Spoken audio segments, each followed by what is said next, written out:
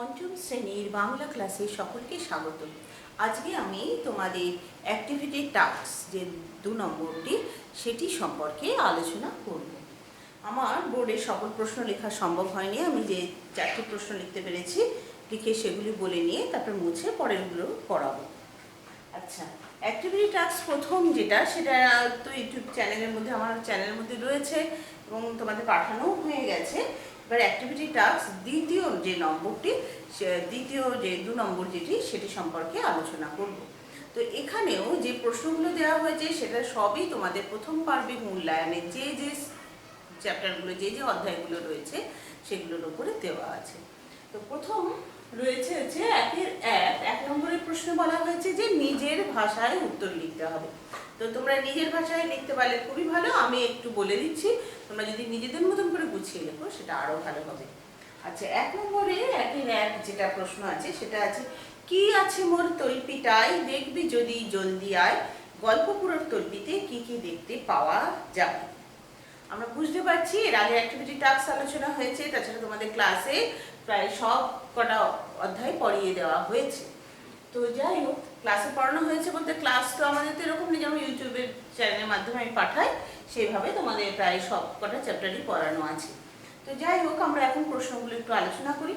তো প্রথম যে প্রশ্নটি 1 কি আছে মোর তৈপিটায় দেখবি যদি জলদি আয়, গল্পপুরো তৈপিতে কি কি দেখতে পাওয়া যাবে প্রশ্ন।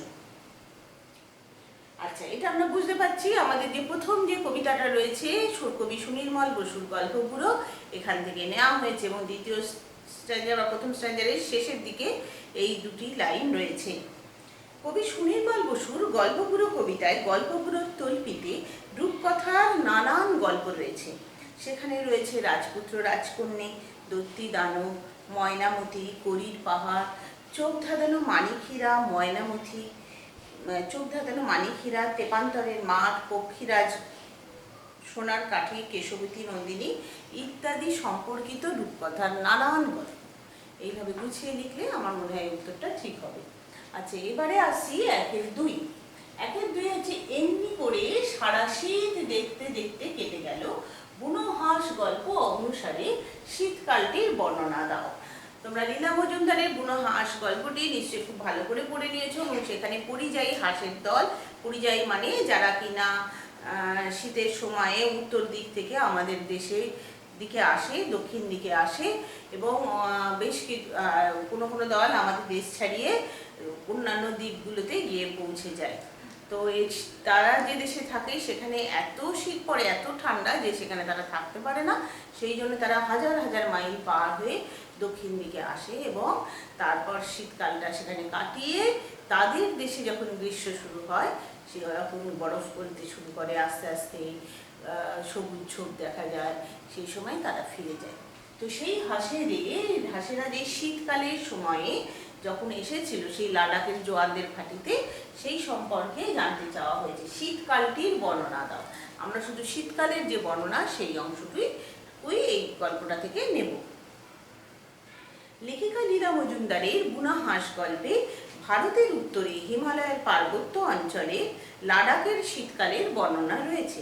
সেখানে বরফে ঢাকা এক নির্জন জায়গাতে ভারতীয় জওয়ানদের একটি ঘাঁটি ছিল। আমরা খেয়াল করব এটা কিন্তু কোন শীতকালে বলেছে, যে লাদাখ অঞ্চলের শীতকালের বর্ণনা জানতে চাওয়া হয়েছে। শীতের শুরুতে মাথার উপর দিয়ে দলে দলে বুনো হাঁস উত্তর থেকে দক্ষিণ দিকে উড়ে যেত। জওয়ানদের বাড়ির জন্য তখন মন কেমন করত, চিঠিপত্র বিশেষ পৌঁছত না, রেডিওতে যেটুকু খবর পেত। আমরা সবাই জানি আমাদের ভারতীয় সেনা জওয়ানরা তারা অত্যন্ত কষ্ট করে ভারতের সীমান্ত অঞ্চলগুলি পাহারা দেন, যাতে বহিঃশত্রু, বাইরের দেশের শত্রু আক্রমণ থেকে আমাদের দেশকে রক্ষা করা যায়। জওয়ানদের তাঁবুতে একটি ডানা জখম হওয়া হাঁস ও তার সঙ্গী আশ্রয় পেয়েছিল। সারা শীতকাল পাখি দুটি ওখানে থেকে যায়। জওয়ানদের যত্নে হাঁসের ডানা আস্তে আস্তে সেরে উঠল। শীতের শেষে যখন পাহাড়ের বরফ গলতে শুরু করলো, সবুজ ঝোপঝাপ দেখা দিতে লাগলো, তখন গৃহমুখী হাঁসের দলের সঙ্গে আশ্রিত হাঁস দুটি উত্তরে ফিরে গেল। কি বললাম? গৃহমুখী হাঁসের দলের সঙ্গে, অর্থাৎ যে হাঁসেরা আবার সেই হাঁসের দল থেকে ওরা তো বিচ্যুত হয়ে দল ছাড়া হয়ে এখানে এসে পড়েছিল। একজন আহত এবং তার সঙ্গী, একটি হাঁস আহত এবং তার সঙ্গী দুজন এখানে এসে আশ্রয় পেয়েছিল। তাই আবার যখন গৃহমুখী হাঁসের দলেরা যখন আবার দক্ষিণ থেকে উত্তর দিকে ফিরে যাচ্ছে, তখন আমরা গল্পে রেখেছি হাঁসেরা চঞ্চল হয়ে উঠত। তো যাই হোক, আমরা অত কথার দিকে যাব না, এমনিতে উত্তরগুলো বেশ একটু দীর্ঘই হচ্ছে, কারণ সেইভাবে উত্তরগুলো জানতে চাওয়া হয়েছে। তো সেইখানে আমরা বলবো যে গৃহমুখী হাঁসের দলের সঙ্গে আশ্রিত হাঁস দুটি উত্তরে ফিরে গেল, জোয়ানদেরও বাড়ি ফেরার সময় হয়ে গেল, সময় হয়ে এলো। এইভাবে উত্তর তোমরা লিখবে। আচ্ছা, এবার 1-3 নম্বর প্রশ্ন। 1-3 নম্বর প্রশ্নটা খুব সুন্দর মজার কবিতা থেকে নেওয়া, এবং এই 1-3 নম্বরে যে হাবুর কথা রয়েছে, দারোগাবাবু এবং হাবু প্রথম অ্যাক্টিভিটি টাস্কে এই অধ্যায়টা থেকে বা এই কবিতাটা থেকে কোনো প্রশ্ন ছিল না, এটাতে আছে। শুনেই হাবু বেজায় কাবু, কোন কথা শুনে হাবু কেন কাবু হয়ে পড়ল। তো সুন্দর মজার কবিতা, আশা করি তোমরা বেশ কয়েকবার কবিতাটা পড়ে নিয়েছো, ভালোও লেগেছে আশা করি কবিতাটা। এবং এই কবিতা শেষে আর একটা খুব সুন্দর শুঁয়োপোকা প্রজাপতির কবিতা রয়েছে, সেটাও কিন্তু তোমরা পড়ে নেবে, বেশ ভালোই লাগবে। শুনেই হাবু বেজায় কাবু, কোন কথা শুনে হাবু কেন কাবু হয়ে পড়ল।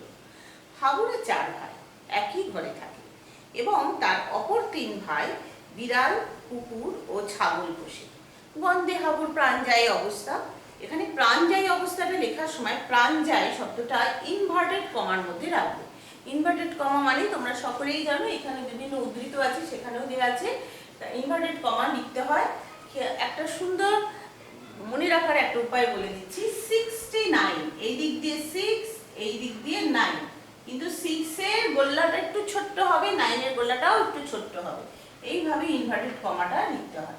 তো যাই হোক, তোমরা ইনভার্টেড কমার মধ্যে রাখবে প্রাণজায়ী অবস্থা, মানে হাবুর গন্ধে প্রাণকে কাঁদায়, এরকম একটা অবস্থা আমরা কবিতাটার মধ্যে দেখেছি, কবি ভবানীপ্রসাদ মজুমদারের এই কবিতাটি। প্রাণজায়ী অবস্থা, এ কথা শুনে দারোগা বাবু তাকে ঘরেই দরজা জানলা খুলে রাখার পরামর্শ দেন। এই কথা শুনে হাবু বেজায় কাবু হয়ে পড়ে। তাহলে আমরা এই যে কবিতাটি থেকে যে প্রশ্ন এসেছে, কোন কথা শুনে হাবু কেন কাবু হয়ে পড়ল, তাহলে প্রথম অংশটা হচ্ছে কোন কথা শুনে। এবার কোন কথা শুনে বললাম আমরা এই অংশটাতে। এবার তার পরের প্যারাগ্রাফ, পরের স্তবটি, পরের প্যারাগ্রাফে আমরা তার পরের অংশটুকুর একটু উত্তর লিখব। কেন কাবু হয়ে পড়ল, এবার কেন উত্তর আমরা দেব। কারণ হাবু 150 পায়রা পোষে, দরজা জানলা খোলা রাখলে হাবুর পোষা পায়রাগুলি উড়ে যায়। এটা আমরা একটু পরের প্যারাগ্রাফে লিখব, তাহলে উত্তর লিখতে যেমন সুবিধা হবে, খাতা দেখতে সুবিধা হবে এবং নাম্বার পেতেও সুবিধা হবে পরীক্ষার সময়। আচ্ছা, এবারে আমরা 1-4 নম্বর প্রশ্নে আসছি। 1-4 নম্বরের প্রশ্ন হচ্ছে, ঝড় বাদলের রাতে সব শোনা যায়, কি শোনা যায় বলে বক্তার বিশ্বাস। আশা করি তোমরা সকলে এতোয়া মুন্ডার কাহিনী খুব ভালো করে পড়ে নিয়েছো, এবং এই কাহিনী ঠিক কোথায় এই উদ্ধৃত অংশটি রয়েছে, ঝড় বাদলের রাতে সব শোনা যায়। দেখবে যে ভজনগুপ্তার কথাগুলো রয়েছে এবং তার সেই অনুচ্ছেদের শেষের লাইন হচ্ছে এইটি, ঝড় বাদলের রাতে সব শোনা যায়, কি শোনা যায় বলে বক্তার বিশ্বাস। এখানে আমরা সেই শূরবীর রাজার, আদিবাসী রাজার কথা বলবো, এবং সবাই একটু মন দিয়ে শোনো, নিজেদের মতন করে গুছিয়ে লিখবে। এই উত্তরগুলো কিন্তু একটু দীর্ঘ হবে, কারণ তোমাদের কাছে যা দেখতে যাওয়া হচ্ছে তোমরা ঠিক মতন পড়ছো কিনা, শুধু ছোট্ট উত্তর নয়, উত্তরটার মধ্যে খুঁটিয়ে যাতে তোমরা পড়ো, সেই জন্য এই ধরনের প্রশ্ন রাখা হয়েছে। মহাশ্বেতা দেবীর এতোয়া মুন্ডার কাহিনীতে লোধা বুড়ো ভজনগুপ্তা এতোয়াকে এক শূরবীর আদিবাসী রাজার গল্প বলে। বাইরের মানুষ এসে তার রাজ্যপাট কেড়ে নিলে তিনি তামার ঘণ্টা আর তীর ধনুক নিয়ে ডুলং নদীতে ঝাঁপ দেন। কেউ ভক্তি ভরে ডাকলে রাজা ঘণ্টা বাজান ঢং ঢং। তারপর তিনি হাতি চেপে ধনুক হাতে জল থেকে উঠে আসে, বাঘের মতো গর্জন করে আকাশ কাঁপিয়ে বলে, কে ডাকে আমায়, আমার সেনারা কোথায়। আচ্ছা, বাঘের মতো গর্জন করে আকাশ কাঁপিয়ে বলেন বলে একটা কমা দেবে, বলে ইনভার্টেড কমা স্টার্ট করবে। তোমাদের দেখিয়ে দিয়েছিলাম ইনভার্টেড কমা 69-এর 6, ইনভার্টেড কমা স্টার্ট করবে, কারণ এটা হচ্ছে সেই শূরবীর আদিবাসী রাজার উক্তি আমরা উদ্ধৃত করছি, তুলে দিচ্ছি একেবারে। তাহলে সেটা তার মুখ দিয়ে যেমনভাবে বলা হয়েছে সেইভাবেই লিখব। কে ডাকে আমায়? আমার সেনারা কোথায়? জল থেকে উঠে আসবো, আমার রাজ্য আমার হবে, মাটি ঢেকে দেব জঙ্গলে আর জঙ্গলের মানুষ দিয়ে, সেই জন্য পাতালে আমি কতদিন অপেক্ষা করব? বলে ইনভার্টেড কমা শেষ। তারপরে লিখবে বলিন আর ঘণ্টা বাজায়, ঝড় বাদলের রাতে বক্তা ভজন ভুক্তা এই সব শোনা যায় বলে বিশ্বাস করেন। প্রশ্ন ছিল কি শোনা যায় বলে বক্তার বিশ্বাস, আমরা বক্তা ভজন ভুক্তা বলে এই সব শোনা যায় বলে, বক্তা ভজন ভুক্তা এই সব শোনা যায় বলে বিশ্বাস করেন বলে আমরা এই উত্তরটি শেষ করি। আচ্ছা, এবার আমি একটু বোর্ডটা মুছে দিই, আমরা পরের প্রশ্নটা লিখব। 1-4 অবধি আমাদের হয়ে গেল।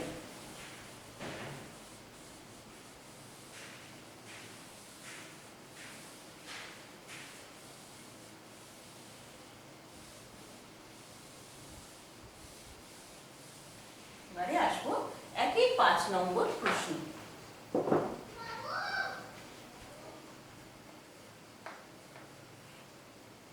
1-5 নম্বর। 1-5 নম্বরে কি প্রশ্ন? ছিটকিনিটা আস্তে খুলে পেরিয়ে গেলাম ঘর।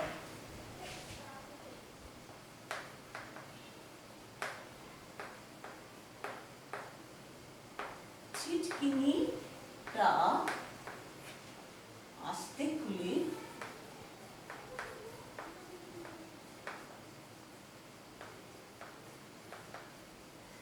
পেরিয়ে গেলাম ঘর।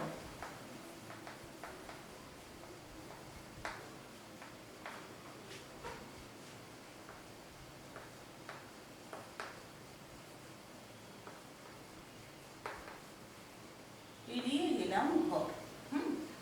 এইবার তারপরে প্রশ্ন, তার পরবর্তী পরিস্থিতির কথা পাখির কাছে ফুলের কাছে কবিতা অনুসরণে লিখুন।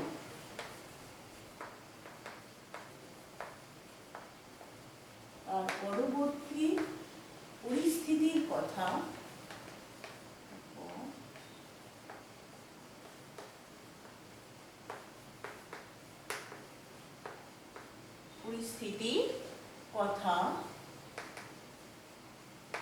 ইনভার্টেড কমা শুরু, পাখির কাছে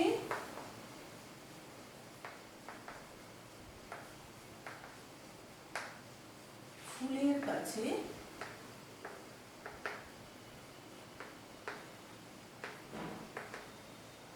কবিতা অনুসরণে লেখো।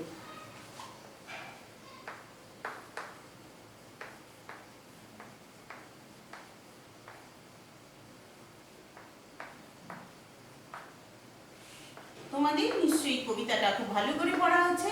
কবি আল মাহমুদের পাখির কাছে ফুলের কাছে কবিতাটি, এবং সেইখানে এই থেকে এই কবিতা এই লাইনটি উদ্ধৃত করা হয়েছে। এবারে আমি উত্তরে চলে আসি।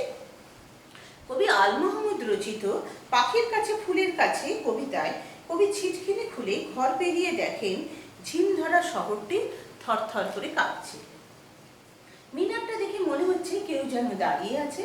পাথর ঘাটার গির্জাকে লাল পাথরের ঢেউ বলে মনে হচ্ছে। দরগাতলা পার হয়ে তিনি যখন বাম দিকে মোড় ফিরলেন, দেখলেন কোথা থেকে একটা উটকো পাহাড় তাকে আয় আয় বলে ডাকছে। আয় আয়টার শব্দটা ইনভার্টেড কমার মধ্যে রাখবে।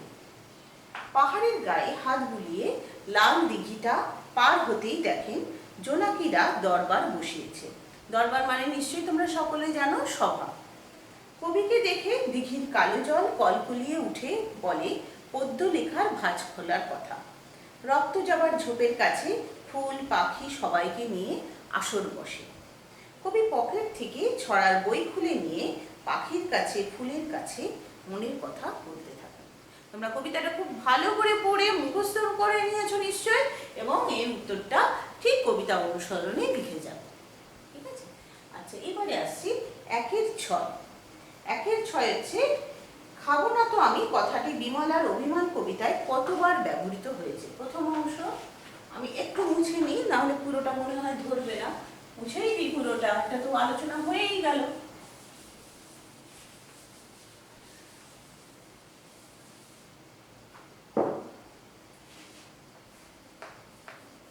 গতবারের অ্যাক্টিভিটি এর গতবার বা এর প্রথম যে অ্যাক্টিভিটি টাস্কটাতে 5টা প্রশ্ন ছিল, এখানে 1 নম্বরে আছে মোট 6টি প্রশ্ন। খাবো না তো আমি কথাটি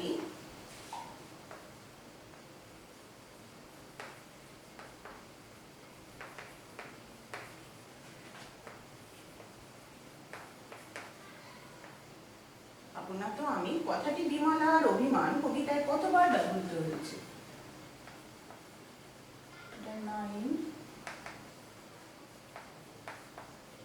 কথাটি বিমলার অভিমান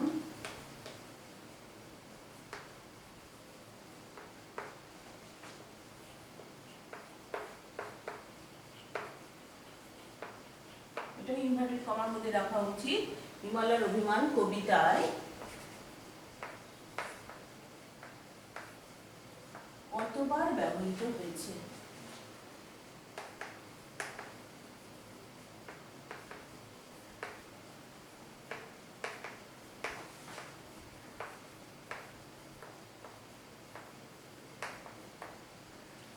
ব্যবহৃত হয়েছে। কথক কেন বারবার কথাটি উচ্চারণ করেছে?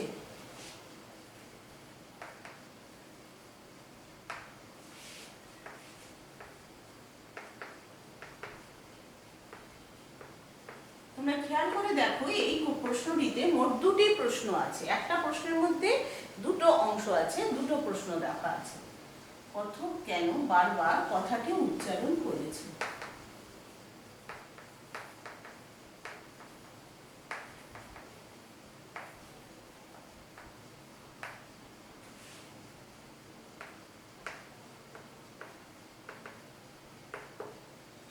আচ্ছা, এর উত্তর লেখার সময় একটু, যেহেতু এটাতে 2টো অংশ আছে, আমাদের 2টো অংশ আলাদাভাবে দেখিয়ে উত্তর লিখতে হবে।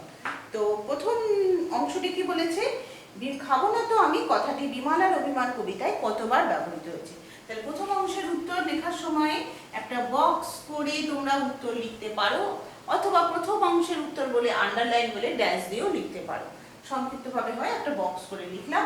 বক্স করে আমরা উত্তরটা কি লিখবো? তোমরা কবিতাটা নিশ্চয়ই খুব ভালো করে পড়েছো এবং দেখেছো মোট কতবার এই কথাটি ব্যবহার হয়েছে, সেটাও আমাদের একটু উল্লেখ করে দিলে ভালো হয়। কবি নবকৃষ্ণ ভট্টাচার্যের বিমলার অভিমান কবিতাটিতে খাবো না তো আমি ইনভার্টেড কমার মধ্যে রাখবে কথাটি 4 বার ব্যবহৃত হয়েছে। কবিতার শুরুতে, প্রথম স্তবকের শেষে, তৃতীয় স্তবকের শেষে এবং চতুর্থ অর্থাৎ শেষ স্তবকের শেষে। কিভাবে লিখবে?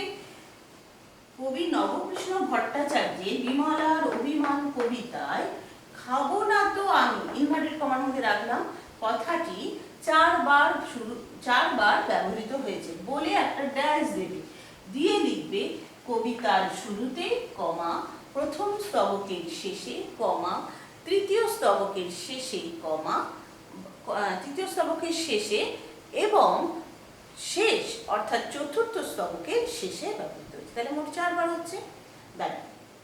হলো? আচ্ছা, এইবারে বলেছে দ্বিতীয় অংশটি, কথক কেন বারবার কথাটি উচ্চারণ করেছে।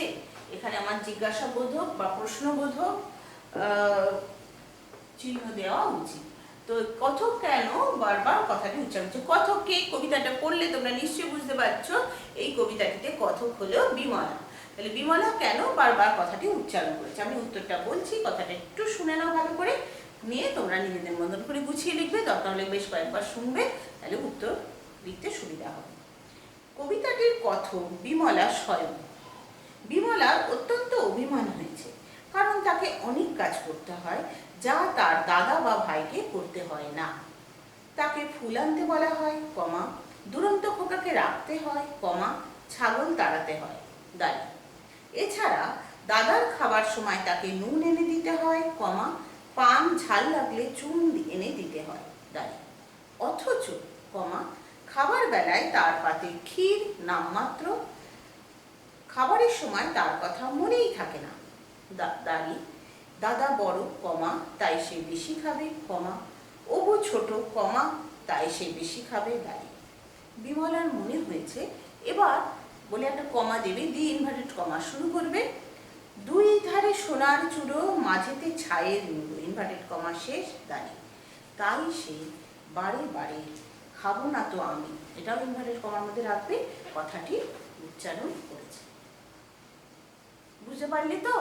একটু বারবার করে একটু শুনে নেবে, নিলে বুঝবে কিভাবে লিখবে। যেখানে বাক্যে যে সকল উত্তরগুলো আমি এখন অবধি বললাম, 1-6 নম্বর অবধি, 1-6 নম্বরে গল্পের তোমাদের পাঠ্যপুস্তকে মূল যে টেক্সট বই পাতাবাহার বইটা থেকে প্রশ্ন করা হয়েছে 1 নম্বরের প্রশ্নগুলো। তো সেখানে কোথায় কিভাবে দাড়ি দিতে হবে বা কমা দিতে হবে সেটা জ্যোতিচিহ্নে যে গ্যাপটা দেখে বুঝবে। বাক্য সম্পূর্ণ হলে দাড়ি, আর প্রয়োজন মতন জায়গায় জায়গায় একটু কমা দিয়ে তোমাদের মনের ভাবকে নিজের ভাষায় গুছিয়ে দিই। আচ্ছা, এবারে আসছি আমি 2 নম্বরের প্রশ্নে। 2 নম্বরের প্রশ্নগুলি সবই তোমাদের ভাষা চর্চা বই থেকে নেওয়া হয়েছে। আশা করি তোমরা ভাষা চর্চা বইটাকেও খুব গুরুত্ব দিয়ে পড়াশোনা করছো, কারণ ব্যাকরণ আমাদের শেখা খুব প্রয়োজন। আমরা যে ভাষায় কথা বলি সেই ভাষার নিয়মকানুন যদি ঠিকমতো না জানতে পারি তাহলে আমরা ঠিকভাবে সেই ভাষা ব্যবহার করতে পারবো না। তো আমাদের প্রথম অধ্যায় ছিল ব্যাকরণ বইয়ের ব্যঞ্জন সন্ধি, এবং দ্বিতীয় অধ্যায় হচ্ছে শব্দ এবং পদ। এবং তোমাদের দুটো অধ্যায় যথেষ্ট ভালো করে পড়ানো হয়ে গেছে, অনেকগুলো ভিডিও করে করে আমি ইউটিউবে পাঠিয়েও দিয়েছি। তো যাই হোক, আমাদের যে দুটো অধ্যায় যে প্রথম পার্বিক মূল্যায়নে রয়েছে তার মধ্যে থেকে প্রশ্ন এসেছে। প্রথম যে অ্যাক্টিভিটি টাস্ক ছিল সেখানে প্রশ্ন ছিল মাত্র একটা, শব্দ পদের মধ্যে পার্থক্য কি। এই অ্যাক্টিভিটি টাস্কটিতে, অর্থাৎ 2 নম্বর অ্যাক্টিভিটি টাস্কটিতে 2021 সালে যেটা নতুন সংযোজন হয়েছে, 2 নম্বর অ্যাক্টিভিটি টাস্কে শব্দ এবং পদের মধ্যে পার্থক্য ছাড়াও যে দিয়ে সেটা বাদ দিয়ে আর বেশ কিছু প্রশ্ন দেওয়া হয়েছে, এবং একটু বেশি পরিমাণ প্রশ্ন রাখা হয়েছে গতবারের তুলনায়। 2-1-এ দেওয়া হয়েছে সঠিক উত্তরটি হলো। আচ্ছা, সঠিক উত্তরটি হলেও বলে যে প্রশ্নটা দেওয়া হয়েছে সেখানে বেশ কিছু উত্তরের মধ্যে থেকে বেছে নেওয়ার ব্যাপারটা আসেনি। এখানে যে উত্তরটাই দেওয়া হয়েছে তার মধ্যে কিছু ঠিক আছে, কিছু ভুল আছে। আমার মনে হয় সেইগুলো সম্পূর্ণভাবে ঠিক করে দিয়ে তোমাদের লিখলে ভালো হয়। যেমন সঠিক উত্তরটি হচ্ছে, প্রথমে আছে উদ্যোগ। তোমরা একটু লিখে নাও, আমি যেটুকুনি বলবো সেটা শুনে রাখবে কেন হয়েছে। তো লেখার সময় যেটা লিখতে হবে সেটাই শুধু আমি বোর্ডে বলে দিচ্ছি। 2-1 সঠিক উত্তরটি হলো, যেভাবে জানতে চাওয়া হয়েছে,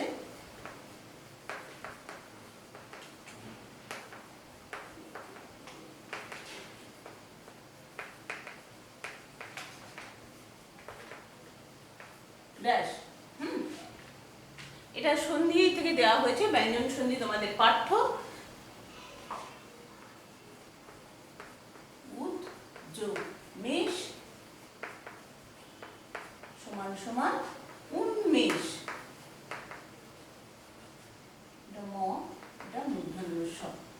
এটা তোমরা নিশ্চয়ই বইটা পড়ার সময় বা আলোচনাটা শোনার সময় নিশ্চয়ই বলেছি। কারণ কি, এখানে উদ ত, আর এখানে ম আছে। ম হচ্ছে নাসিক্য ধ্বনি। এই ম ধ্বনির প্রভাবের জন্য এই যে ত হয়েছে ত, থ, দ, ধ, দন্তের ন, অর্থাৎ ত বর্গের যে শেষ নাসিক্য ধ্বনি দন্তের ন, সেই দন্তের নতে পরিণত হয়েছে উন্মেষ। এখানে কি আছে, দন্তের নর নিচে ম আছে। হ্যাঁ, এটা হচ্ছে নাসিক্য ভবনের ঘটনা ঘটেছে। তো তোমরা লিখবে উদ যোগ মেষ সমান সমান উন্মেষ। তারপরে প্রশ্ন, যেখানে ভুল দেওয়া আছে তোমাদের ঠিক করে লিখতে হবে, পদ যোগ হতি। বইয়ে তোমাদের প্রশ্নের মধ্যে ধ তয় হসি লেখা আছে, ভুল আছে, তোমরা ঠিক করতে পারো কিনা সেটাই জানতে চাওয়া হয়েছে। পদ যোগ হতি, পদের নিচে হসন্ত দেবে, যোগ হতি, উত্তর হবে পদ্ধতি।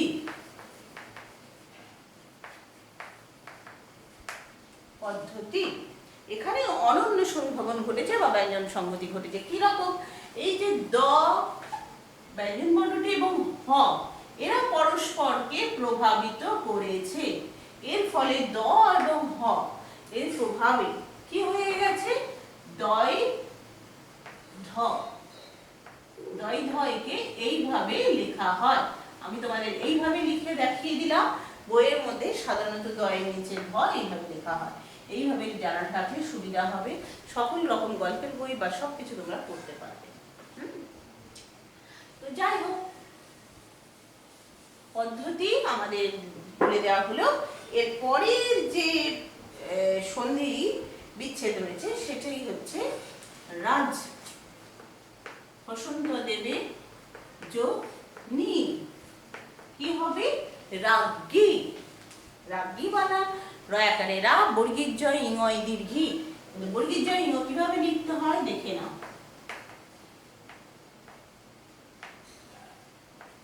রাজ্ঞী মানে হচ্ছে রানী। তো রাজ জ এবং দন্তের ন আছে, তাই না?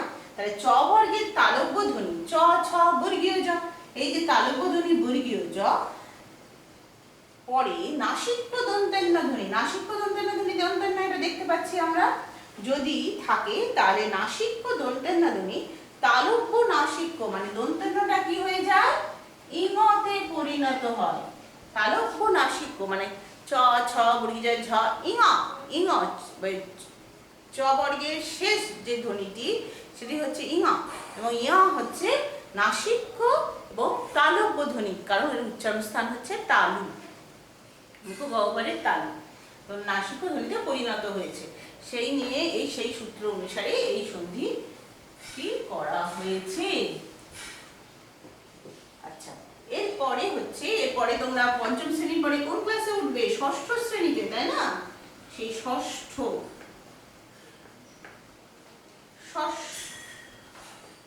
যোগ থ কি হবে? ষষ্ঠ মূর্ধন্যস্বয় ঠ। তোমরা এই সূত্রটাও নিশ্চয়ই খেয়াল করতে পারছো, বুঝতে পারছো। মূর্ধন্য স মানে এই স এর উচ্চারণ হচ্ছে মূর্ধা, আমাদের মুখগহ্বরে মূর্ধা স্থান থেকে যে স হয়, যে স হয় সে হচ্ছে মূর্ধন্য স। এই মূর্ধন্য স এর পরে ত বা থ থাকলে, এখানে ত নেই, এখানে কি রয়েছে? থ। মূর্ধন্য স এর পরে যদি থ থাকে তাহলে সেই ত বা থ কি হয়ে যায়? ত বা থ মূর্ধন্য ধ্বনি ট অথবা ঠ হয়ে যায়, ট বা ঠতে পরিণত হয়। এখানে আমরা দেখছি ঠ হয়ে গেছে, ঠতে পরিণত হয়েছে, এটা মূর্ধন্যস্বয় ঠ।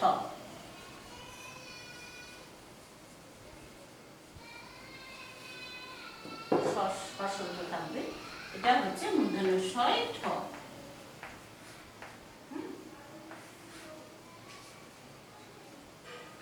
আমি গোল করে মূর্ধন্যস্বরটা লিখেছি, তো এইভাবেও লিখলে ঠিক হবে। আচ্ছা, এরপরে আসছি 2 নম্বরের প্রশ্নে। আমি বোর্ডটা মুছে দিচ্ছি। তোমাদের কাছে সকলের কাছেই তো প্রশ্নপত্র রয়েছে, তো সেই প্রশ্নপত্রের সঙ্গে তোমরা একটু উত্তর লিখে নিয়ে নেবে এবং বই পাশে রাখবে। 2 নম্বরে 2 হচ্ছে গাঢ় নীল আকাশ মাথার উপর।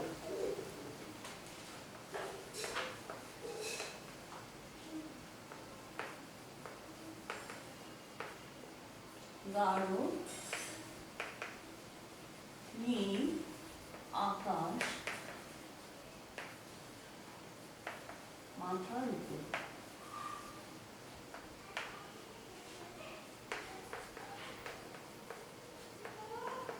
প্রশ্ন হচ্ছে এই নিম্নরেখ পদটি, নিম্নরেখ মানে নিচের রেখা দিয়ে যে চিহ্নিত করা হয়েছে গাঢ় শব্দটি, নিম্নরেখ পদটি হলো সকর্মক্রিয়া অথবা নাম বিশেষণ অথবা বিশেষণের বিশেষণ অথবা ক্রিয়া বিশেষণ। উত্তর কি হবে? আশা করি তোমরা বিশেষণের শ্রেণীবিভাগ সকলে খুব মন দিয়ে খুঁটিয়ে দেখে নিয়েছো এবং উত্তর তোমরা বুঝতে পারছো। এখানে আমরা দেখছি যে আকাশ শব্দটি হচ্ছে বিশেষ্য পদ, এই বিশেষ্য পদের বিশেষণ হচ্ছে নীল, তাহলে এটা হচ্ছে বিশেষ্যের বিশেষণ। কিন্তু আমাদের নীলের নিচে দাগ দেয়নি, আমাদের কিন্তু দাগ দিয়েছে গাঢ় নিচে। তাহলে গাঢ় কাকে বিশেষায়িত করছে? এই বিশেষণ পদকে বিশেষায়িত করছে গাঢ় শব্দটি। তাহলে গাঢ় শব্দটি হচ্ছে বিশেষণের বিশেষণ। সকর্মক্রিয়ার তো কোনো প্রশ্নই ওঠে না, নাম বিশেষণেরও প্রশ্ন ওঠে না, কারণ এটা কোনো বিশেষ্য পদ বা কোনো নাম পদকে বিশেষায়িত করেনি, এটা একটি বিশেষণ পদকে বিশেষায়িত করেছে। একটি বিশেষণ পদ হচ্ছে নীল, একে বিশেষায়িত করেছে এই গাঢ় পদটি। তাই গাঢ় পদটি হলো হচ্ছে বিশেষণের বিশেষণ। উত্তর সবাই বুঝতে পেরেছো নিশ্চয়? বিশেষণের বিশেষণ হলো। এবার 2-3 হচ্ছে সন্ধি বিচ্ছেদ করতে দেওয়া হয়েছে। এর আগে সন্ধি করেছো এবং সন্ধি করেছো বলতে সন্ধি তোমরা ঠিক করে নিয়েছো। এবার 2-3 হচ্ছে সন্ধি বিচ্ছেদ করতে দেওয়া হয়েছে, শব্দটা হচ্ছে পরিষ্কার। সকলকেই সব সময় পরিষ্কার পরিচ্ছন্ন থাকতে হবে। আমাদের বর্তমান যে অতিমারী সিচুয়েশন, যে পরিস্থিতি, এখানে পরিষ্কার পরিচ্ছন্নতা তো অবশ্যই সকলকে রাখতে হবে। সে পরিষ্কার শব্দটিকে সন্ধি বিচ্ছেদ করতে হবে। আমরা করে দিই, সকলেই নিশ্চয়ই জানি পরিযোগকার পরিষ্কার। এখানে দন্তে স হতে পারে, মূর্ধন্য স হতে পারে, পরিষ্কারে মূর্ধন্য স আছে। আচ্ছা, সকলে এবার ভালো থাকবে। অ্যাক্টিভিটি টাস্ক খুব সুন্দরভাবে আলাদা আলাদা বিষয়ের আলাদা আলাদাভাবে করে নেবে এবং তোমাদের যে সময় জমা দিতে বলা হবে সেই সময় অবশ্যই জমা দিয়ে যাবে। আশা করছি জুলাই মাসের 7 তারিখ থেকে 10 তারিখের মধ্যে কোনো একটা দিন স্কুলে ডাকা হবে অভিভাবক বা অভিভাবিকার মাধ্যমে। তোমরা অ্যাক্টিভিটি টাস্ক এসে অভিভাবক বা অভিভাবিকার মাধ্যমে জমা দিয়ে দেবে। তোমরা নিজেরা কখনোই আসবে না। সবাই ভালো থাকবে, সাবধানে।